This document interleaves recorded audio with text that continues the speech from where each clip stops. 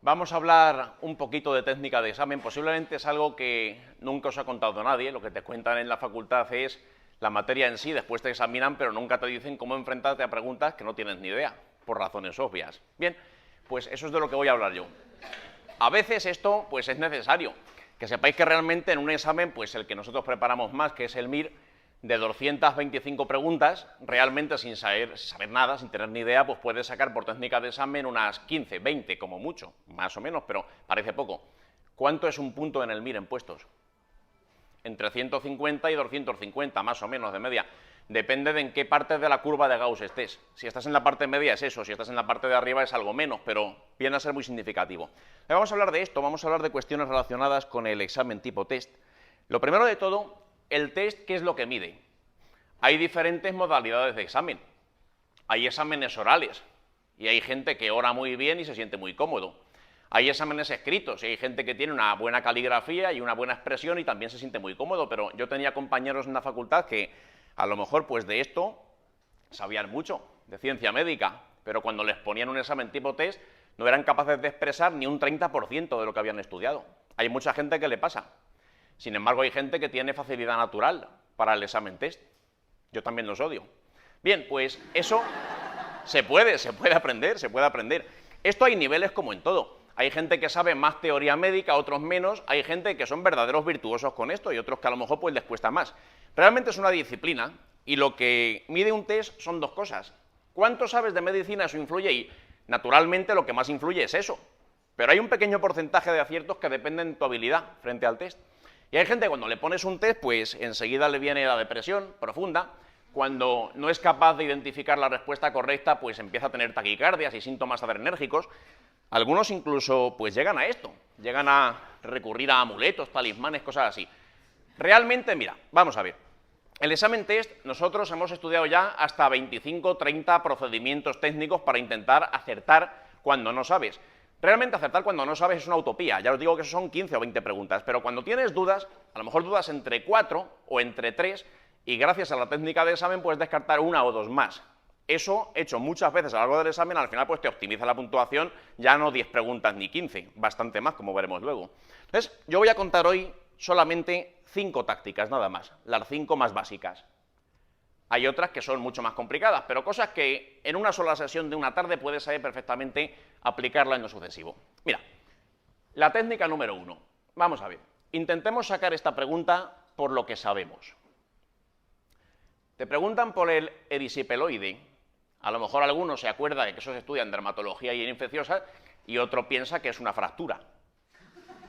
Depende de la base médica, pero vamos a intentar aceptar la pregunta sin base médica, como me sucede a mí. Vamos a ver, yo soy médico, pero a medias, soy dermatólogo, realmente tampoco sé mucho de nada. A ver, intentadlo. ¿Cuál es falsa? Te piden aquí, ¿cuál es falsa? ¿Cuál no es correcta sobre el erisipeloide? Y la 1 dice que también se llama enfermedad de Baker-Rosenbach. ¡Qué alegría! Suena precioso. No lo sé. 2, es una enfermedad generalmente localizada que afecta a trabajadores que manipulan carne o pescado. Eso a lo mejor te puede sonar más, lo de el pincharse con la espina del pescado. Y como la gente se pincha en las manos normalmente, porque nadie manipula besugos con los pies, pues me imagino que la 3 resulta lógica. Suele salir en brazos y antebrazos y bueno, que si es más violácea o no que una celulitis o una erisipela, no lo sé tampoco. La 4 dice que no se han descrito casos de diseminación sistémica y la 5, que a diferencia de celulitis o erisipela, generalmente no tiene síntomas constitucionales ni linfangitis. ¿Y cuál diríais que es la? Piden la falsa. Esta es de lo más obvio que existe. Hay diferentes maneras de enfocarla. La más básica, mira, a partir de ahora, siempre que veáis, esto es medicina, y en medicina ya sabéis que no hay normas que se cumplan siempre, ni excepciones que no se den nunca. Entonces, por eso, a partir de ahora, afirmación laxa que veáis, puede, se ha descrito, alguien ha visto, érase una vez. Todo eso es verdad. No se han descrito casos de diseminación sistémica. Eso es igual de restrictivo que si te dicen nunca se ha producido ni se va a producir una diseminación sistémica. Tú ves una cosa tan sumamente agresiva en su expresión y no te la crees. Pero había otra forma aún más ortodoxa de sacarlo, incluso de garantizar la respuesta correcta, que no sea estudiar. Fijaros aquí. ¿Qué dice la 4? Que no se diseminaron. ¿Qué nos piden? Nos piden la falsa. Eso significa que hay 4 correctas. Hasta ahí llegamos todos. Bien, pues mira, ¿qué dice la 5? A diferencia de la celulitis y erisipela, generalmente carece de síntomas constitucionales y linfangitis. La 5 te está concediendo que a lo mejor en algún caso podría ser diseminada, y sin embargo la 4 te dice que nunca lo es. Una dice una cosa, otra dice lo contrario, luego entonces una de las dos miente. Y por consiguiente las otras 3 son correctas, porque me están pidiendo la falsa y solo puede haber una. Y si te acuerdas de lo que decía la 2, es generalmente localizada. La 2 está dando la razón a la 5. 2 y 5 dicen más o menos lo mismo, la que me queda suelta es la 4, por tanto esa es la falsa. Hay muchas maneras de verla, esta es de las más sencillas. Pero bueno, quedémonos con esa idea. El puede es muy poderoso.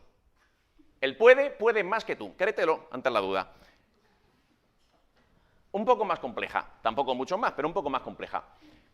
No os hagáis ilusiones, después os toca a vosotros, os pondré un examen de 10 preguntas y a ver qué hacéis con él. Primero hablo yo, pero después ya veréis. A ver, con respecto al adenocarcinoma de próstata, que debe salir en la próstata, señala la falsa. A ver, ¿qué hacéis con esto? Es típicamente multicéntrico, en el mismo paciente tiene diferentes áreas de diferenciación, es hormonosensible, el 70% se origina en la zona periférica, en la cáscara de la próstata, o no hay quimioterapia actual que sea más eficaz que la hormonoterapia. ¿Cuál diríais que es la falsa aquí? Esta es más obvia que la otra, mucho más obvia que la otra. Mira, vamos a ver, te están pidiendo una vez más la falsa.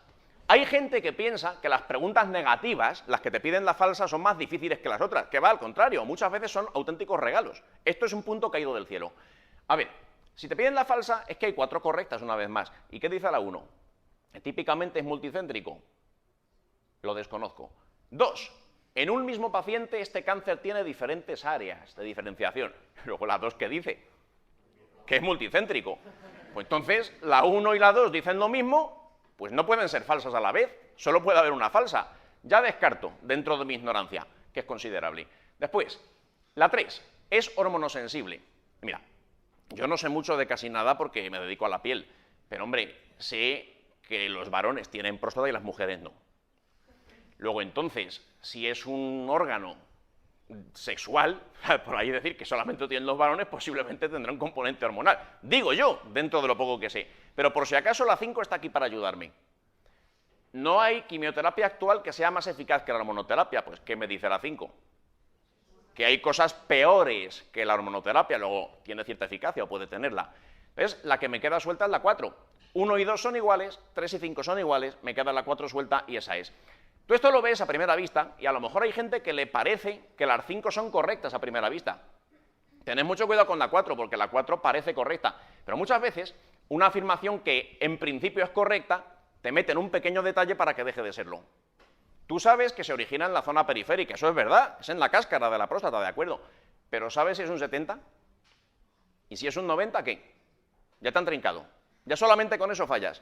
Es por eso aquí lo mejor, asegurar el punto. 1 igual 2, 3 igual 5, la 4 queda suelta, acierto la pregunta y me dedico a otra cosa que sea más merecedora de mi tiempo, porque esto es una cosa que la acierto seguro. Fijaros otra variante de esta misma pregunta. Ya hemos visto un principio. 2 iguales no pueden ser falsas a la vez. ¿Qué pasa aquí? Es la misma pregunta.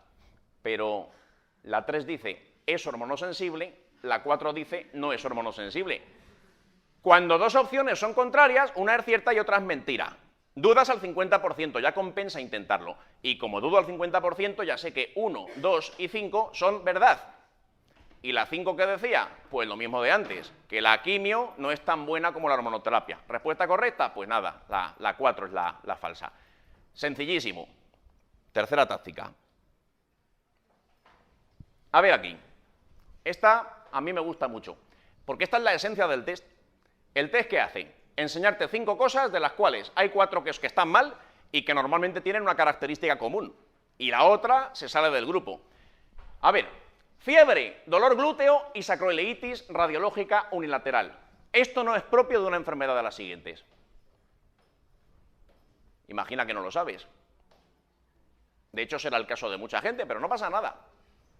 A ver, ¿qué veis aquí en esta pregunta? Entre las opciones, ¿qué veis? ¿Veis algún factor común que agrupe algunas y deje una suelta? Mira, este modelo de preguntas se llama oveja negra. Imagínate un rebaño de blancas ovejuelas y una se queda negra, que esa es la opción que tienes que marcar, que es la que destaca. 2, 3, 4 y 5 son infecciones. La otra se queda suelta y podría ser motivo para que te fijes en ella. Pero es que además, piensa una cosa, vamos a ver, aquí el tema es si la sacroiliitis es unilateral o es bilateral, esa es la esencia de la pregunta. Entonces, ¿tú crees que a Mycobacterium tuberculosis le preocupa dañarte de forma simétrica? ¿O a Brucella o a Pseudomonas? Mira, a una infección le da exactamente igual si te hace daño en un lado, en el otro o los dos a la vez, pero lo habitual es que empiece en un sitio y siga por ahí. Cuando tienes una neumonía, ¿qué hace la neumonía? Pues te come un lóbulo pulmonar, el que haya salido, no se va al otro lado para que la placa quede estética. Sin embargo, la 1, espondilitis anquilosante, pero vamos a ver, si eso es autoinmune. ¿Qué afecta a la espondilitis anquilosante? La articulación sacroiliaca. ¿Cuántas tienes? Yo tengo 2, ¿eh? Es si el antígeno está a ambos lados, la inflamación se irá a ambos lados, porque mi organismo sí puede distinguir antígenos de forma simétrica o allá donde estén. Ya está. Se podía sacar por procedimiento oveja negra o por sentido común y por pura lógica. Bueno, vista una, vistas todas. Esta es posiblemente la táctica más fácil, una vez que ya te haces con el patrón. Cuarta. Mira, por cierto, todas estas son del MIR. Más recientes o más antiguas, menos una que después veremos. Vamos a ver. Aquí nos cuentan un señor de 28 años, informático, habitualmente sano, te cuentan que le gusta ir al gimnasio a hacer halterofilia. ¿Qué es eso? ¿Coleccionar sellos o qué es? Ah, levantar pesas. Bien, vamos a ver. Nos dicen de él, fijaros, tiene ictericia, coluria y prurito. Y además bilirrubina, que casi todas me cuentan que es directa. Fíjate, 5,6 sobre 5,8 y enzimas de colestasis preferentemente elevadas sobre las de citolisis. Resumen de esto. Resumen de esto. Colestasis. Colestasis. Pues venga, ¿cuál es el diagnóstico más probable? El Gilbert no es. Pero bueno, aunque no lo sepas, no importa. A ver, alguien que haya estudiado y se dedique al puro estudio y a la vida teórica y a la contemplación, diría, es que a veces la hepatitis viral aguda puede dar un componente colestásico que lo pone en la página 83 del Farreras. Y he leído que la clorpromacina también puede dar un síndrome colestásico, lo mismo que esta y esta. Ay, Dios mío, no sé qué hacer. Déjate de historias. Déjate de historias. Las preguntas tienen siempre un pequeño detalle que te lleva de la mano, porque si no, efectivamente, la pregunta colestasis pueden dar de aquí 4 cosas. ¿Pero qué te han dicho de este señor? El resumen no es colestasis, el resumen es colestasis más cachitas. Ese es el resumen de la pregunta. Entonces, ¿para qué te han dicho que levanta pesas? ¿Porque les gusta? Mira, una pregunta tipo test, si quieren que puedas discriminar entre las opciones, tiene que haber suficientes datos. Y si no, no te lo van a poner. Y aquí, pues me imagino que esto va con esto, anabolizantes orales. Oiga, es que yo he leído que la clorpromacina también puede dar colestasis. Sí, pero para eso hay que tener una enfermedad psiquiátrica que se llama esquizofrenia, para tomar clorpromacina. Y no te han dicho nada. Hombre, te han dicho que es informático, a lo mejor la tiene, puede ser. Pero no es lo mismo esquizofrenia que informática. Y sí parece que halterofilia tiene algo más que ver con anabolizantes. Así que nada, vamos a ver. Esta técnica yo la llamo ¿qué quieren decir? Y es muy importante.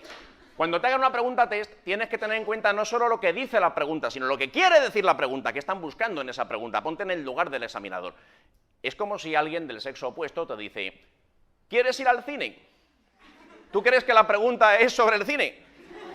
¿O sobre el aparcamiento del cine y los asientos traseros de un coche? Puede ser de muchas cosas, pero de la película te garantizo que no es. Pues aquí es igual, exactamente igual. A ver, otra. La táctica intimidatoria. A ver, mira, te dicen, los timocitos recambian mucho. Mire usted qué alegría. Proliferan y se expanden mucho, como las cucarachas. ¿Qué tipo celular del timo tiene mayor tasa de recambio? Entonces te lo ves, te inhibes, ay Dios mío, que no lo sé, que no he estudiado, ay Dios mío, no sé qué. Mira, aquí puedo hacer 2 cosas, igualmente válidas, una más válida que otra. La primera recomendación, si no lo ves claro la primera, la recomendación es humildad. la dejas y no pierdas un minuto pensando tonterías, porque la gente cuando ve una cosa que no sabe y que no puede deducir empieza a darle vueltas y más vueltas, a buscar en el rincón más recóndito del disco duro, ahí al lado del hipocampo que metió en tercero de carrera, que si el CD4, el CD8 tal, piensa, sesión clínica intracerebral contra sí mismo, se rebate, se autorrebate y al final dice, voy a poner la 2, basado en un argumento falso. Y cuando va a poner la 2, al final dice, la 3, por si me equivoco. Para eso, haberla dejado en blanco y haber usado ese minuto para algo más productivo. Mira, eso es una opción, pero aquí tienes que ver las preguntas con otros ojos cuando no las sabes, sobre todo si son intimidatorias. La gente cuando estudia un examen tipo test se cree que lo que le van a preguntar son solo detalles porque es un test. No, señor. Muchas veces los detalles esconden conceptos detrás. Y esta es una pregunta totalmente conceptual. Mira, es muy sencillo. A ver, oye, ¿quién recambia más? A ver, ¿qué células recambian más? ¿Una neurona recambia mucho? No, ¿por qué? Porque está muy diferenciada. ¿Y un miocito cardíaco? ¿Y una célula del nodo sinusal? ¿A qué esas cosas no recambian mucho? Porque están muy diferenciadas. ¿Pero un epitelio qué? Ah, eso sí. ¿Y la médula ósea qué? Y el timo seguro que también. Cuanto más indiferenciado está un tejido, pues más rápido prolifera. Y un señor cáncer, mucho más. Y cuanto más anaplásico y más agresivo, pues mucho más. Entonces, ¿quién es el menos diferenciado? Ah, la que exprese menos cosas. Claro, cuanto menos expresa, pues menos diferenciado. Luego es la 4. Todo negativo, porque será una célula seguramente o pluripotencial o como se diga ahora mismo, que no lo sé. Pero la idea es esa. Es coger la idea y verlo. No es un concepto, no es un detalle puntual lo que te piden, sino una idea, concepto. Y ahora sí, ahora es vuestro turno. Ahora os voy a poner en situación de guerra. Y os voy a poner 10 preguntas.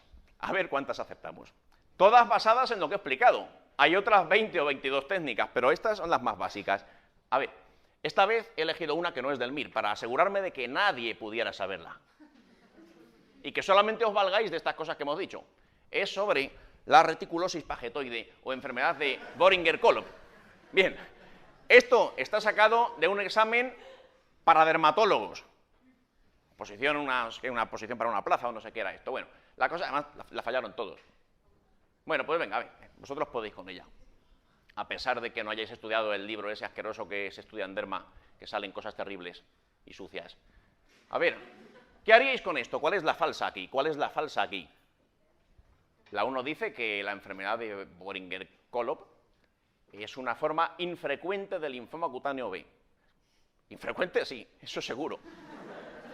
Ahora, ¿si es un linfoma B? Pues no lo sé, la verdad es que hasta ahí no llego. La 2, fíjate, esta es muy curiosa. El término, yo es que me imagino un catedrático de facultad así, con chaqueta y corbata, diciendo cosas como el término reticulosis pagetoide solo se debe emplear para el tipo localizado o Boehringer-Kohlhoff, sin olvidarnos de que en el diseminado, que entró en Goodman, por supuesto, sería una manifestación de un linfoma CD8 positivo con epidermotropismo. Mira, vamos a ver, seamos serios. Te están pidiendo la incorrecta, la falsa, y hay 4 correctas, por consiguiente. ¿Tú crees que alguien se va a molestar en escribir una mentira tan elaborada? Es imposible, es imposible. Esto, quien lo haya hecho, lo ha sacado de un libro. De hecho, esto, pues luego después lo pones en buscar por palabra, es un párrafo de Bolonia, de dermatología. ¿Ves? La 2, cuando veas una explicación muy larga, que no termina nunca la frase con comas, con paréntesis, con ejemplos, está copiada de un libro, es verdadera. Pero aunque no lo supiesen, mira, aquí, si te das cuenta, ya entre la 1 y la 2 tendrías que tener dudas muy serias, pero dudas muy serias sobre cuál es la falsa aquí. ¿Qué pasa aquí? Aunque no sepas lo que es el Boehringer-Kohlhoff. La 3 dice que la reticulosis no sé qué es rara, hasta ahí coincide con la 1, y no llega a representar más del 1% de los casos de micosis fungoide. ¿Qué es micosis fungoide?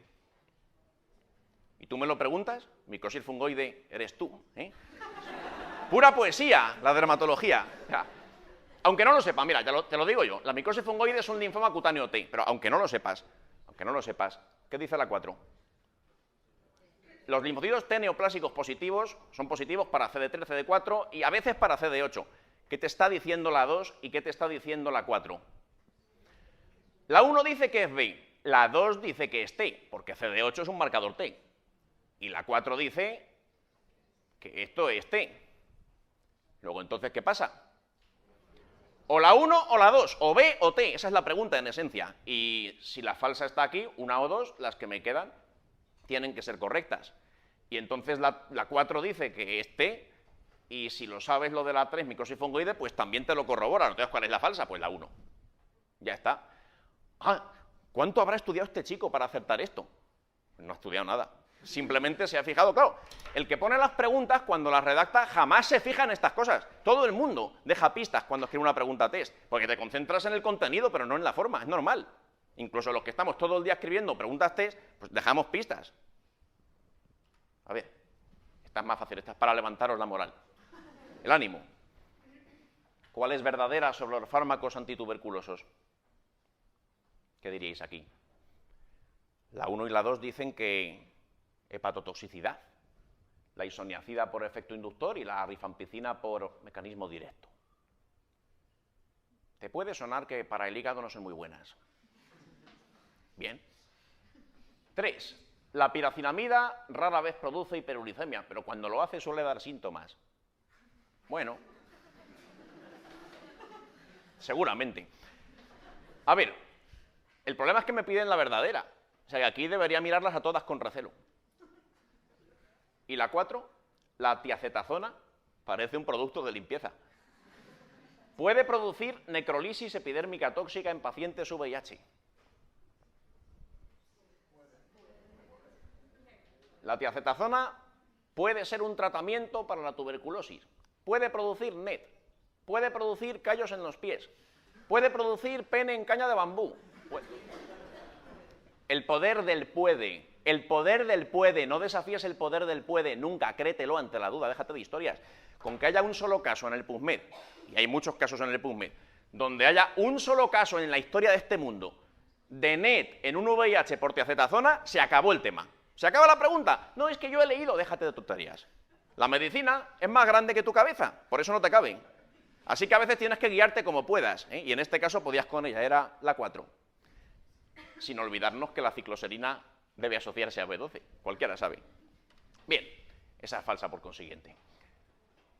Esta me gusta mucho porque salió en el MIR en el 2010 y no es de medicina. A veces en el MIR preguntan cosas que no son de medicina, o por lo menos no directamente.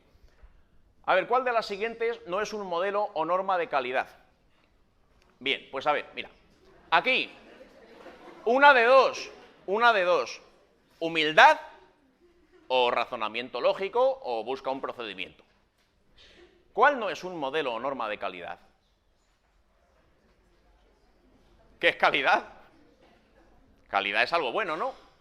Se supone. Pues a ver, la 1 dice la Joint Commission de no sé qué. Bueno, pone esto. Pone acreditación.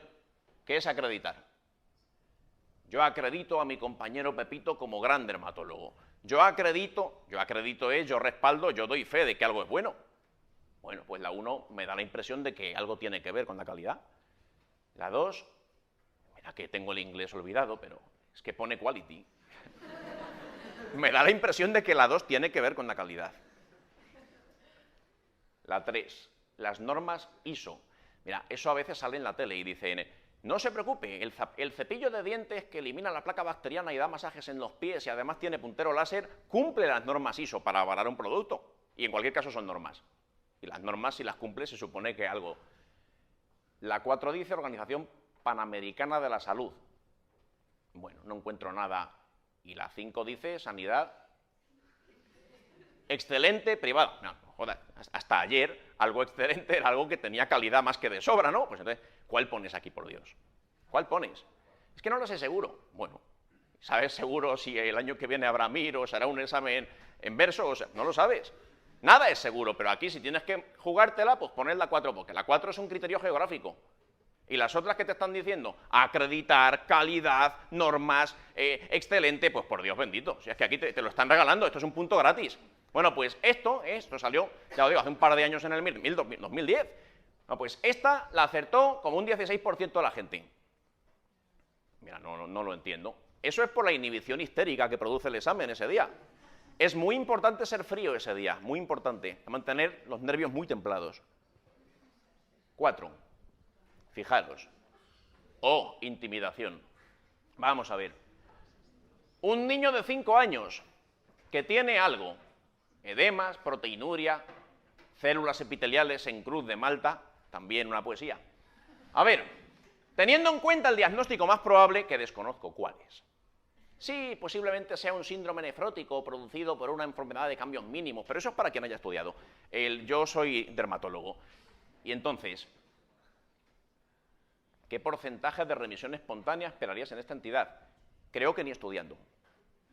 Esto no te lo vas a estudiar, te puedes estudiar el tratamiento, que son los corticoides. Pero de ahí a saber el porcentaje que se cura solo, me parece que esto es un poco excesivo. A ver, ¿qué hacemos? ¿Qué hacéis? ¿Humildad? No, humildad no. Orgullo, aquí orgullo. Orgullo. Humildad, mira, os digo una cosa. El día que hagáis el MIR, normalmente un examen bien, ¿sabes? Alguien que se ha preparado como tiene que ser, más de 10 o 15 en blanco no se dejan, ¿eh? Siempre puedes descartar alguna, siempre puedes jugar con estas cosas. Más de 10 o 15 es excesivo. Si el examen es muy difícil, máximo 20. Más no. O sea que más vale arriesgar. Luego en la residencia no. En la residencia se castiga al osado, pero en el MIR se premia al osado, en general. Así que aquí, de humildad nada. ¿Cuál es? ¿La 5? ¡Ah, qué alegría me habéis dado! ¿Y por qué? ¿Por qué es la 5? ¿Por qué? ¿Por qué? ¿Porque está en el medio? Ah, entonces la tenéis... Eso sí, los que habéis dicho que es porque está en el medio la tenéis bien gracias a la providencia. Pero la verdadera forma de sacarlo, hoy hacéis bien. Cuando os pongan algo ordenable de menor a mayor, el del medio es el más probable. Es verdad, en el MIR se cumple y sobre todo en pediatría es donde más se cumple. Pero en este caso, la 1 y la 4. Si la remisión espontánea es un 1%, también puede ser un 2% en una serie similar. Esto no son matemáticas. Y si en tu serie es un 55, opción 2, en la serie turca puede ser un 60 o un 57. Sin embargo, la que queda completamente aislada es la 5. Hay dos parejas de opciones iguales o muy parecidas, pues habría que marcar esa. Perfecto, estupendo. Oye, qué alegría. No sé ni para qué vengo. Vamos a ver. La siguiente, esta ya es peor. Una gestante de 23 semanas que viene con molestias miccionales y ligera hematuria acompañante. Y además, la vejiga no se le vacía de forma completa, o al menos eso piensa. Y nunca antes le había pasado. ¿Cuál es falsa? Resumen. Gestante más itu. Gestante más itu. Ya está. Una cosa bastante normal. Venga, pues vamos a ver la falsa. Dada su condición de gestante, evitamos tratamiento antibiótico, que beba más agua y arándanos rojos. Tened mucho cuidado con despreciar opciones. ¿Tú qué sabes si esto es una pregunta de medicina natural? ¿Tú qué sabes si a lo mejor la 1 es la mejor de todas y las otras 4 son blasfemias o herejías? No lo sabes, hay que leer todas siempre. Pero la 1, cuanto menos, suena rara, bastante rara. La 2 dice, el tratamiento antibiótico debería consistir en un ciclo de 7 días. Esto un principiante empieza a darle vueltas, si son 7, si son 3 o si son 15, pero realmente. La 1 que ha dicho, no antibiótico, ¿y la 2? Sí antibiótico. Bien, la 3 me recuerda que quinolonas no, que es un antibiótico. Quinolonas no, porque entonces te cargas el cartílago fetal en desarrollo. Mira, vamos a ver, las quinolonas, si se las das a una gestante, vas a la cárcel, porque te sale un niño con cara de cabra, son teratógenas, ¿eh?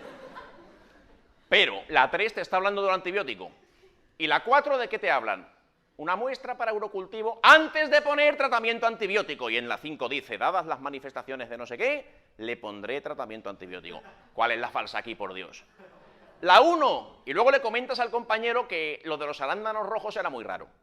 Pero ya sabes cuál era. Hay gente que a lo mejor empieza a pensar si son 7, son 3, no sé qué. Yo en el protocolo de la guía de no sé cuántos leí 9. Bien, pues, ¿qué cultura es la tuya? A ver esta. Corta y directa. Las cortas y directas son las que menos se prestan a estas cosas, pero a veces sí. ¿Cuál de estas formas de artritis crónica juvenil, cuya clasificación sabéis que es un infierno, y nunca os habéis sabido bien, nada más que el día del examen y no todos, es más frecuente el desarrollo de amiloidosis? Yo odio este tema. Pero bueno, ¿qué hacemos? Son las 5 formas de artritis crónica juvenil. Cuando hay 5 opciones en una clasificación, pues de ahí salen preguntas test, claro, que son muy evidentes para escribirlas. ¿Cuál es el que más amiloidosis da? Pues muy sencillo. A ver, aquí puedes complicarte la vida recordando el libro y el esquema y lo que dijo el profesor en clase. Pero a ver, ¿qué hay que hacer para tener una amiloidosis? Tienes dos opciones. Tener mala suerte, amiloidosis primaria, o tener alguna causa aparente que te pueda producir una amiloidosis. Y sabéis que la amiloidosis, pues hay una serie de cosas que flotan en plasma, que infiltran los tejidos, que se acumulan, depósito más depósito, y es debido a una inflamación sistémica. Cuanta más inflamación haya, pues es más probable. Yo no creo que porque se inflame una rodilla, oligoarticular no sé qué, o un nudillo, o un codo, tengas una amiloidosis. La última, la poliarticular, pues coño, ya suena más, pero desde luego la 1 sistémica, esa suena perfecta. Esa es la mejor seguro. Igual luego me equivoco, pero por lo menos tengo un criterio. Esto en cualquier caso es una oveja negra. Articular, articular, articular, articular, sistémica.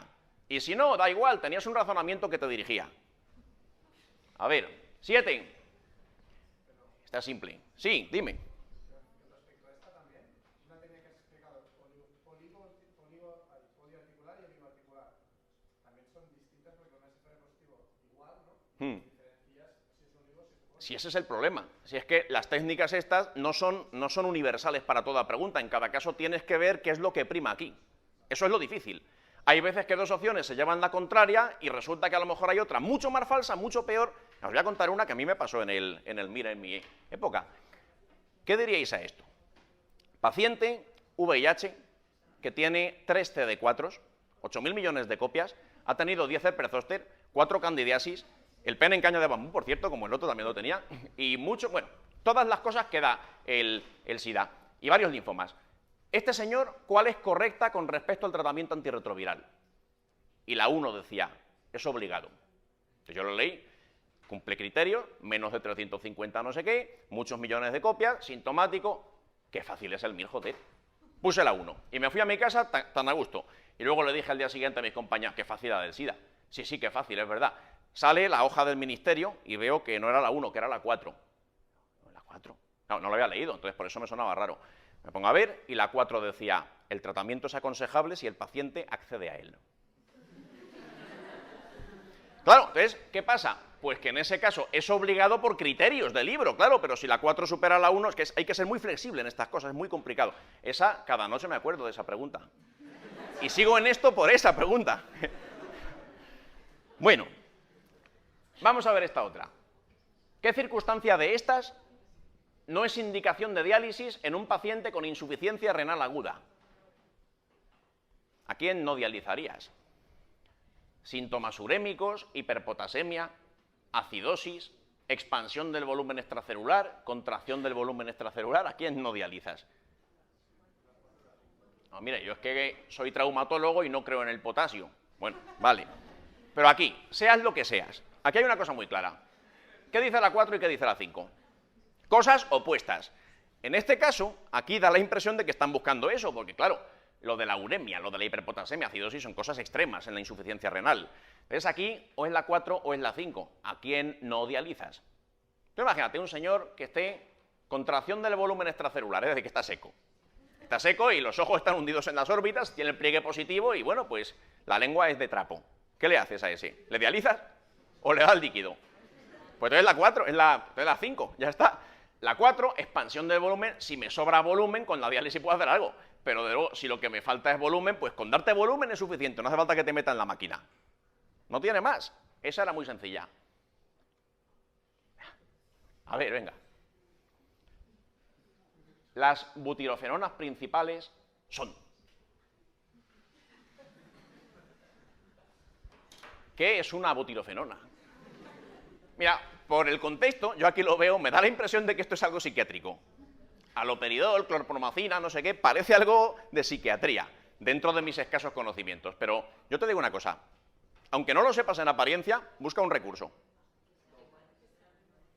Las butirofenonas, que desconoces, serán similares en algo. Para eso son butirofenonas. Si yo te digo, por ejemplo, nifedipino, ¿qué piensas? ¿Qué es eso? ¿Qué es el nifedipino? Un calcio antagonista. Bien, y entonces, si te digo nicardipino, y nimodipino, y amlodipino, y polladipino, todo eso, ¿qué será? ¿Qué será? Lo que termine en dipino, ¿qué será? Pues serán calcio antagonistas. y se llama calcioantagonista dihidropiridínicos y terminan en pino, pino, pino, pino. Lo mismo que gentamicina, neomicina, canamicina y todo lo que termina en micina es un aminoglucósido. Pues las butirofenonas terminarán en lo que sea, que no lo sé, pero terminarán todas en lo mismo. ¿Cuál es la correcta? La 1. Desde luego la 2, clorpromacina y risperidona, da la impresión de que difiere un poco, ¿no? Chirría. Igual que la 3, pentofrana, inostritilina y no sé qué. Pues aloperidol, triperidol y lo que sea peridol, pues será de ese mismo grupo. La 1, y se acabó. Esto es muy largo, esto da hasta pereza. Cuando hay un caso clínico, en general, se recomienda o recomendamos leer primero si son cortos los diagnósticos diferenciales, así vas orientando lo que te van a preguntar. Y sobre todo la última línea, a veces te dan incluso el diagnóstico que tiene, en este caso no. A ver, puede ser un Crigler-Najjar, a saber, una coledocolitiasis resuelta espontáneamente, un rotor, lo típico que te estudias una vez y nunca más. Esto de aquí, que no, esto sí, fíjate, la 4 la entiendo. Colestasis intrahepática, recurrente y benigna. No entiendo bien, no conozco el cuadro, pero entiendo lo que dice. Y la 5, enfermedad de Bailler. Bueno, pues a ver, vamos a leer a ver qué tiene, a ver si podemos hacer algo con ella. Tiene 21 años y tiene, desde hace una semana, ictericia cutánea mucosa, prurito, coluria, acolia y astenia. Resumen. Colestasis. No tiene nada más. No toma fármacos. El cuadro se quita solo en un mes. Mira qué bien. Desapareciendo progresivamente. Y le ha pasado otras 2 veces. Bien. Bilirrubina 586, directa 4,5, forfatasa 1000. ¿Qué me están diciendo aquí? Clínica de colestasis, analítica de colestasis. Y luego me dicen hemograma, coagulación, autoanticuerpos, ceruloplasmina, metabolismo férrico normales, virus normales, la ecografía es normal. ¿Qué me están diciendo en la última frase? ¿Qué me están diciendo? Que no es una hemocromatosis, que no es un Wilson, que no es un virus B, que no es un virus C, que no hay una piedra en la... Eso es lo que me están diciendo. Entonces aquí, mira, yo no sé nada, de casi nada. De esto de aquí no me acuerdo, ni de la 3, ni de la 5, tienen nombres propios y se me ha olvidado. ¿Colestasis tiene? ¿Y es intrahepática? Aparentemente la ecografía no muestra nada en las vías biliares. ¿Y es recurrente? Pues le ha pasado 3 veces, sí, mira. ¿Y es benigna? Te han negado todo lo malo. ¿Qué quieres? Esta es la de qué quieren decir. ¿Qué quiere decir? ¿Quiere usted ir al cine? Ponga usted la 4. Eso es lo que te están diciendo. Es lo de antes, es lo de antes. Fijaros que muchas veces la pregunta puede ser muy descriptiva, muy tal, pero realmente te está llevando de la mano para que aciertes. A lo mejor con muchas menos cosas y algún dato cambiado hubiera sido la 1, un Crigler-Najjar. O, cuidado aquí, la 2. Oye, ¿y por qué no es una coledocolitiasis resuelta espontáneamente y por eso ya no veo la piedra? Hay gente muy retorcida, hay gente que se imagina cosas en el examen. Cosas que la pregunta no pone. Es muy importante mantener la mente fría. Yo quería poner la 4, pero no puede ser tan fácil. Voy a poner la 2, Seguro que es un pedrusco que se ha eliminado solo, pero vamos a ver. ¿Por qué va a tener piedras este tío? ¿Quién tiene piedras en la vesícula que luego elimina por el coledo? ¿Quién es el paciente típico con litiasis? Mujeres de 50 años con obesidad, eso es lo habitual. Y aquí te ponen un señor de 21 años que no tiene nada, absolutamente. No tiene ni siquiera un síndrome hemolítico de eso, a ver si le sale alguna piedra de estas heredofamiliares. Nada, no tiene nada. Es benigno, es recurrente. Pues pon la 4 y déjate de delirios. Tómate el aloperidol. La última. Qué gentileza, fíjate. Nefrología, el túbulo. Ese gran desconocido. La acidosis tubular renal proximal, o tipo 2, consiste en un defecto de la reabsorción proximal del bicarbonato filtrado. Y esto aumenta el bicarbonato que llega a la nefrona distal y después a la orina, que se llama, por cierto, bicarbonaturia. Ya. Si te ponen esto, es por algo. ¿Tú qué te crees? ¿Que esto es una pregunta de estas de recóndito, de detalle rebuscado? No, es una pregunta de concepto. Si no, el autor de la pregunta no se molesta en explicarte la enfermedad. Esto es una nefrona, sitúate, cuyo túbulo se le escapa el bicarbonato y lo eliminas por la orina. Pues, dime la falsa. La 1 dice, el nivel de bicarbonaturia es constante, con independencia de la concentración sérica de bicarbonato. No soy tubulólogo. 2. La bicarbonaturia disminuye según lo hace la concentración sérica de bicarbonato.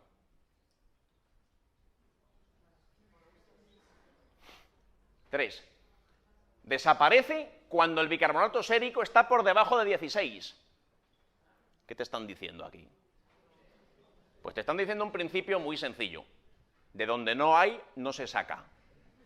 Es decir, si yo no tengo bicarbonato, no puedo darte bicarbonato. Pues aquí la 2 y la 3 transmiten la idea de que si no tengo bicarbonato en sangre, pues difícilmente lo tendré en la orina. Pero por si tenías dudas, la 4 dice, la bicarbonaturia aumenta cuando normalizamos el bicarbonato sérico dándole bicarbonato sódico. ¿Cuál es la falsa aquí? La 1 es más falsa que Judas. Claro, si es que 2, 3 y 4 te están diciendo la misma idea. Es la 1, acierto y lo celebro. Y no sé si me servirá de algo, pero bueno, pues elijo antes que 150 personas que se rindieron frente a la pregunta por solo verla y porque no habían estudiado bien la nefrología. Yo tampoco, pero lo acerté. Ya está, así. ¿Ves? Esto, vamos a ver. ¿Qué hacemos en CTO con la gente para que estudien estas cosas? Mira, hay una cosa fundamental. Hacer muchas preguntas es beneficioso, pero sobre todo es beneficioso cuando después de hacerlas corriges por qué las tienes mal. Como hagas una pregunta mal y no corrijas después el fallo, la próxima vez que te la pongan vuelves a tenerla mal, porque piensas en la misma dirección. Pues al final es que eso tiendes a seguir siempre los mismos caminos, por eso tenemos en el desglose, hay miles de preguntas. Al final de todo el curso siempre fallas las 4 mismas, porque nunca te has parado a pensar por qué las fallas. Entonces aquí, pues cada vez que la gente en CTO hace un simulacro, pues sale un señor que es un cabrón y les humilla, y les dice cosas como... Esto es el último simulacro que se ha puesto en CTO. Fijaos la plantilla gloriosa que ha sacado este alumno, que no pongo su nombre, pues porque no es ortodoxo. A ver, las verdes son las buenas, las rojas son las malas, ¿eh? Entonces, claro, pues os podéis imaginar que el comentarista no le va a alabar. Y fijaros además aquí, cada pregunta pues se te explica si es fácil, si es difícil, este porcentaje de gente que la ha acertado. Si te ves que has caído con todos los demás, pues no sería una pregunta tan fácil. Pero lo más importante es comprender el error. Y una vez que mortificas el error, ya no vuelves a caer en ese error. Pero claro, tienes que hacerlo. Si erras y erras y erras, pues cada vez que te pongan esa pregunta fallarás y seguirás exactamente igual. ¿Cuál es la evolución natural de todo esto? Pues mira, esto es lo que pasa con una persona desde el principio hasta el final. Esto está sacado de una curva de un grupo, que no diré, promedio, de la gente que se ha presentado ahora. El simulacro 7 más o menos es el que coincide con junio, julio, cuando la gente ya termina sexto y se pone a estudiar de verdad. Los anteriores ni lo pongo porque sale más bajo. Bien, pues por ahí, más o menos, la gente pues viene sacando un grupo medio, unos 40, 45 puntos por ahí. Con eso en el MIR pues tienes muy pocas opciones. Pero luego después llega el MIR, fíjate, que el promedio de ese grupo oscilaba a los 130. Entonces, esto, vamos a ver, ¿cómo puede ser? Esto de aquí van 6 meses, ¿eh? Más o menos. ¿Cómo es posible que en 6 meses una persona triplique sus conocimientos de medicina? ¿Qué método, qué profesor, o qué test, o qué libro te puede hacer esto? Pues sencillo, ninguno. ¡Ninguno! ¿Qué has triplicado aquí? Has triplicado tus conocimientos médicos. Has triplicado tu habilidad frente a un examen concreto. Eso es lo que has triplicado. Y por este camino, de acuerdo que al repasar has estudiado medicina. Sí, y has aprendido cosas, pero es un efecto secundario. Lo que realmente importa aquí... Sí, lo que realmente importa aquí es que aprendas a usar la medicina que ya sabes, que es mucha más de la que piensas, frente a un examen de 5 opciones. ¿Ves? Parte de esto es estudiar. Parte de esto es tomar costumbre de estar 5 horas evitando las escalas de decúbito con cambios posturales. Parte de esto es la oveja negra y parte de esto es el puede y el siempre y el nunca. Y al final, pues, ya os digo, el test, si le pierdes miedo, pues puede llegar a ser un buen test. Pero insisto, cuando estudiéis, no penséis solamente en la teoría ambigua. Cuando os pongan una pregunta que no sepáis, no hay ninguna pregunta en este mundo que no se pueda pelear hasta cierto punto. Habrá unas 5, 10, 15. De las otras muchas, puedes pasar de dudar entre 3 a dudar entre 2, o de dudar entre 5 a dudar entre 3. Eso al final te optimiza la puntuación. En eso consiste la técnica de examen. Hay otras 20 técnicas más o menos, pero bueno, con saber esas 5, muchas pueden caer sin tener ni idea o teniendo menos idea de la que necesitas. Les da mucho gusto sacar puntos que no mereces. Es lo más placentero y lo más jubiloso del MIR. Bueno, pues por mi parte, nada más. ¿Alguna duda, alguna cuestión, algún comentario? Nada, pues gracias por vuestra asistencia y mucha suerte. Podéis ir en paz.